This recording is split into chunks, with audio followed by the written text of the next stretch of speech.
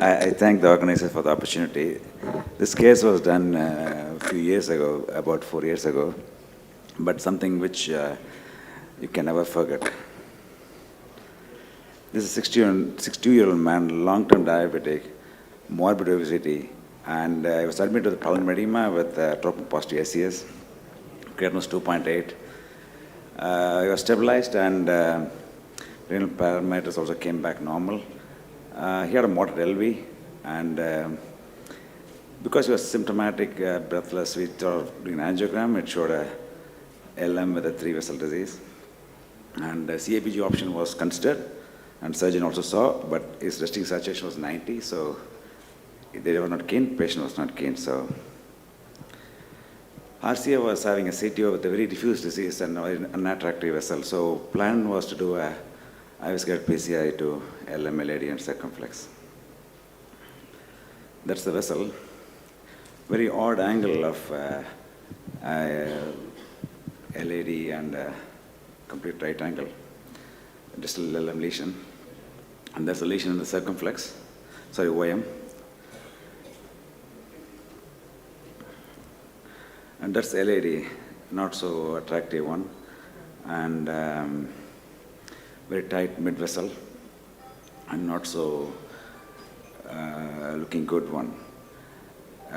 So his BP was, everything was okay. So I didn't have any IBP or anything to put it on. I didn't think about it. So it's a radial artery, sound French, and I tried to cross. I knew it was going to be difficult. I want to see what's the IVS of the LAD left main looks proximally, and put a wire in the diagonal because I could not get the wire into the LAD. I was unable to cross, so they said do root ablation.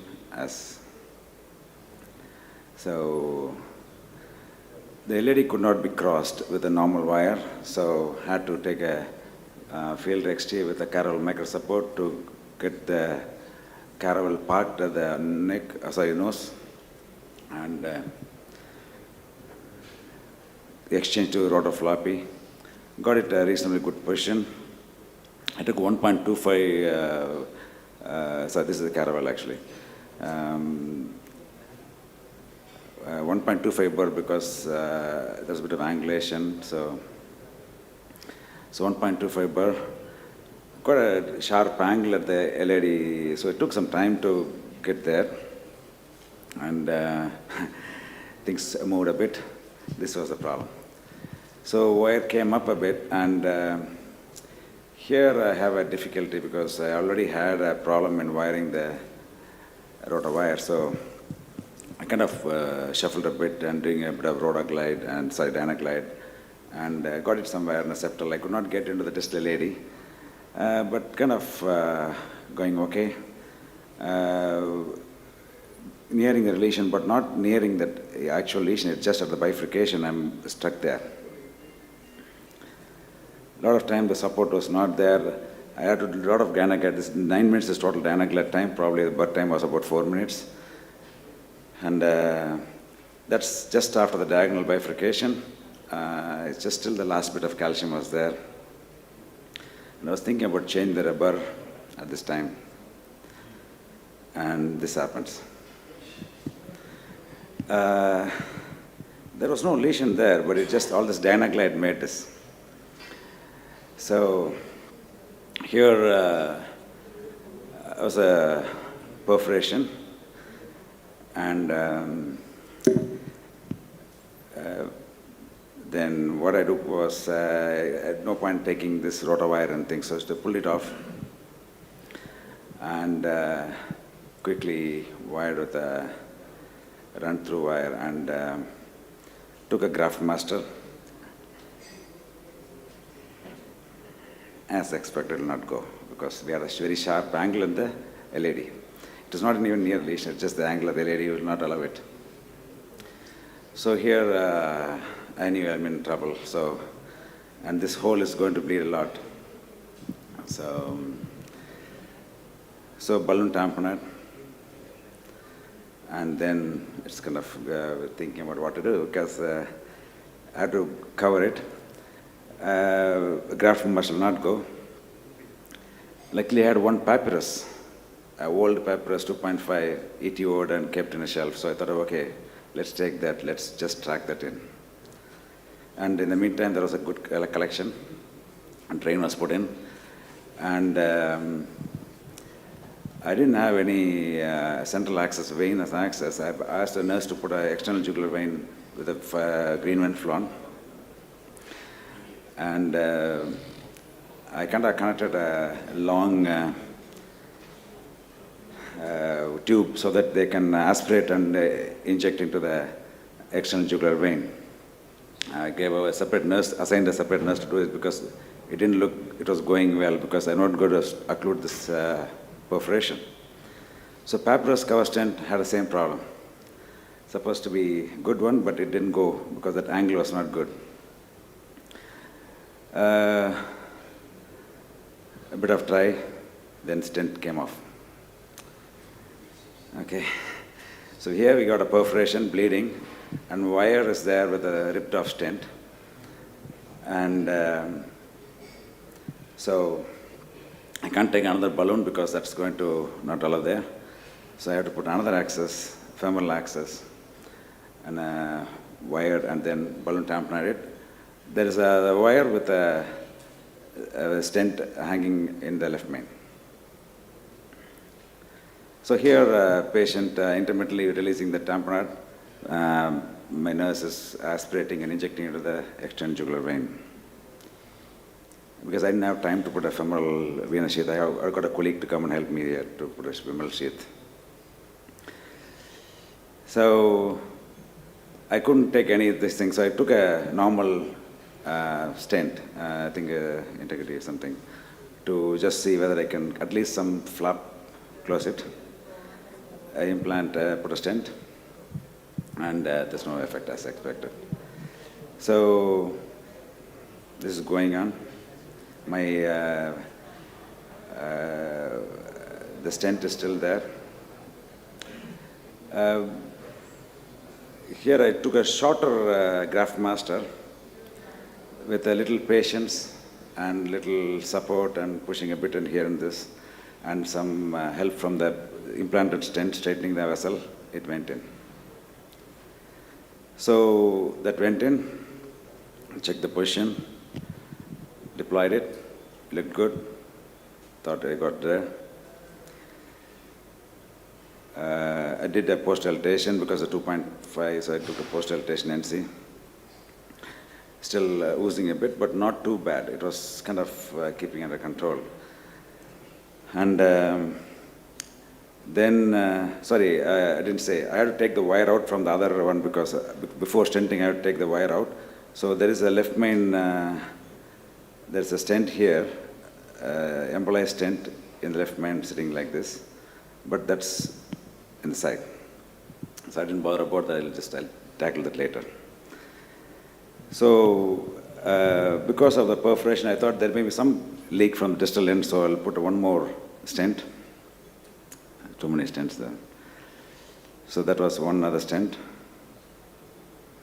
onyx stent, and then shaped a bit. And it was still bleeding, so I thought I'll cover the distal end with another graft master, which I was able to get on.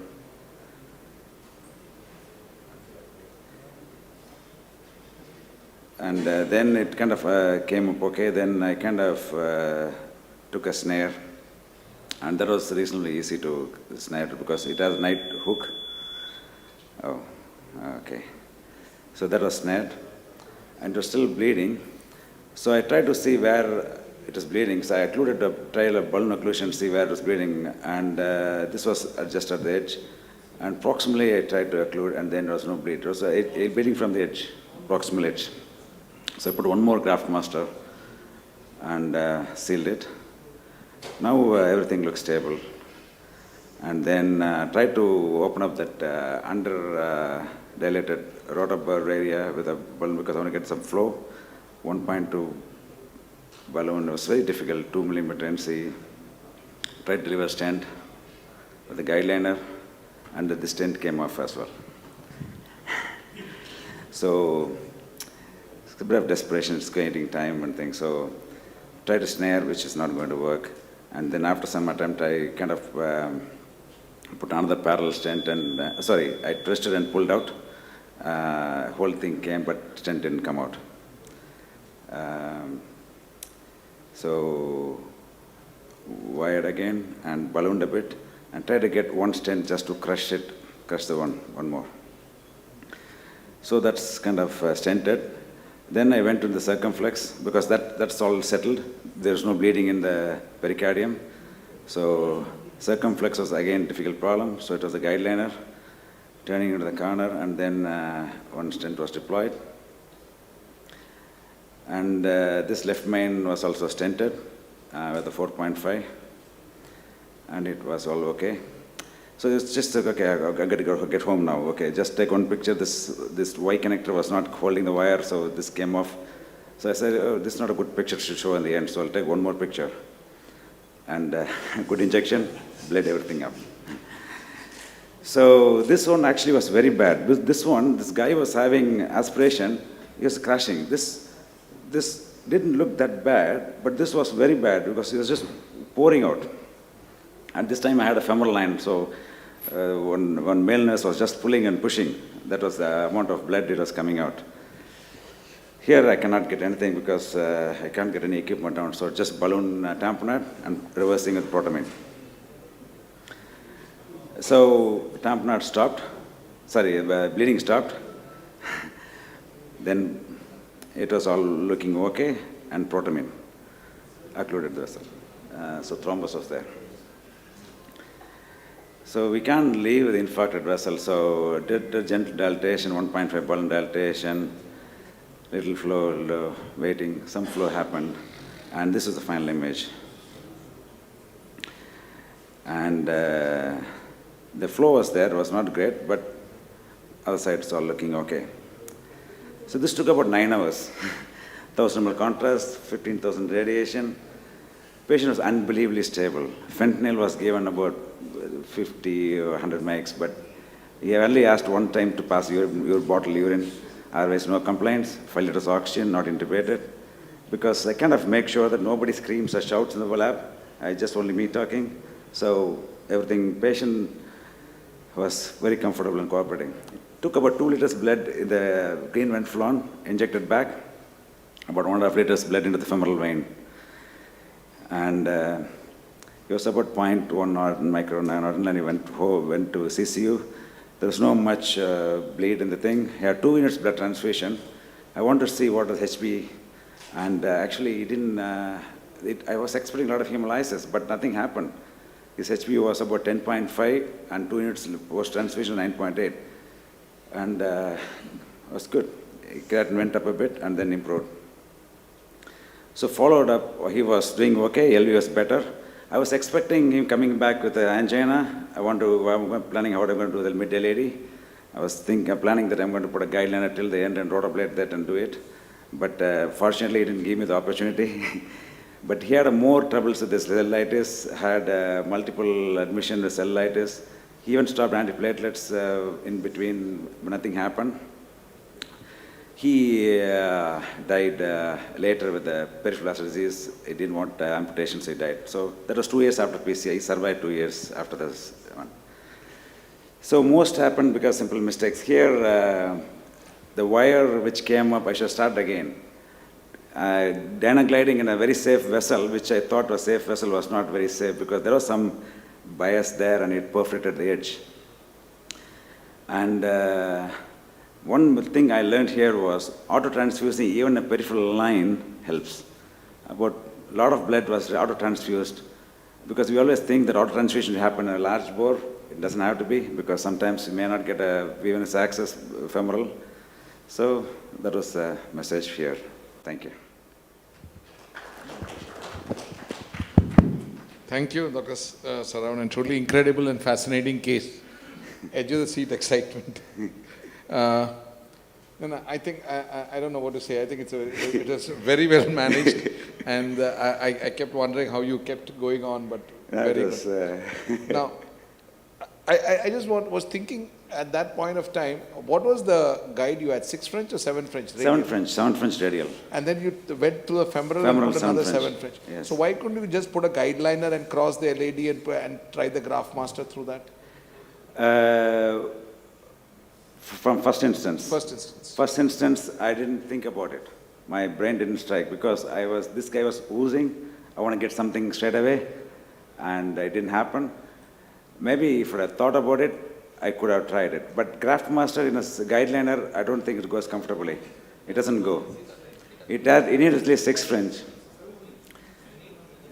Yeah, that's why I took a papyrus, but that also had a problem. But you had 7 French, that's why I asked the So question. just Seven can I French. highlight the point regarding Graph Master? We have done through 6 French. No, it through a 7 It French, will yes. easily go through a 6 French guide catheter. Inside a 6 French guide catheter, if you have a 6 French compatible guidezilla or guide plus anything, it would easily go through that. Only 4.5 Graph Master wouldn't go through that. Okay. A 2.8 would go, 3.5. All these could go through a 6 French compatible guide extension catheter. Second point is this 2.8 can be inflated up to, it can be post dilated up to 4 or 4.5. Okay. Yeah, and I think this is something that I researched a lot. And I think he's absolutely right. Deepak is absolutely right when he says this. The graph master that has been told as a literature by Abbott says it that cannot go through 6 French. Because 6 French OD is 0.51 and graph master is 0.61. So according to the material by the company, it doesn't go through the 6 French, but actually it does go in because we did a bench test and it goes in. But the problem is once the graph master is dipped into blood or into water and you keep it there for about 20-30 seconds, I don't know what happens, but it doesn't go through this 6 French guideline. I agree. So both are right. One of the reasons I had a previous experience when I was trying the 6 French Graft Master, it didn't go. I had to take a 7 French. I didn't want to take a chance of guideliner because because I was so lucky to have papyrus, but that actually was useless then. Right, a beautiful case. I mean, nerve breaking, heart breaking, breath breaking, whatever attributes you want to give, very challenging. And patient wanted something to be done, otherwise you would have a very bad quality of life. Now, in the first picture, when you saw that the rota wear is actually not going into distality, would you cut the rota wear, the softer part of the rota wear, once your microcatheter, softer part of the rota wear, so that you have extra length of the rota in the LAD? Do you practice that? Okay, for taking the equipments to the rota wire. Yes. So instead of the distal. problem here I have is this angulation was not even allowing a proper guide wire to take a device in. That angle, 90-degree angle in the LAD, I would have been very surprised if rota wire helped me taking any equipment. No, I'm saying the length of the invisible rota would have been little longer. Okay. The visible part you cut. Deepak, you cut rota? Deepak, was the... But the support will be very difficult, isn't it? I don't know. Some people do cut rota floppy part. You make a small black part, and then you get extra length of rota. Yeah, you have a guard. Careful, yeah. No, there is always a guard there, no? 0.1 and 0.9. The rota is 009 wire, the tip is 014. That is to prevent the burr in accidentally breakage to go and embolize distally. No, the guard will remain there. I'm not saying that you cut the whole thing. Instead of 300 millimeter, you cut around 25 or 20. Where? Proximally? Distally. The black part.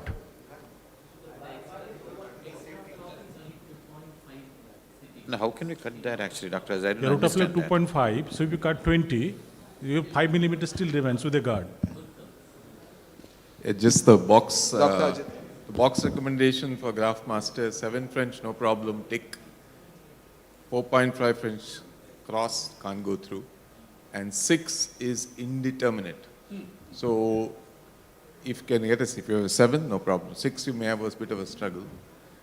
If this was 7, maybe you didn't think at that time in a crisis, you may not sometimes think, but I think the guideliner would have been a great thing, just to have crossed. I think the balloon is crossing, so you could have inched the guideliner distally, put the Graph Master and then pull back,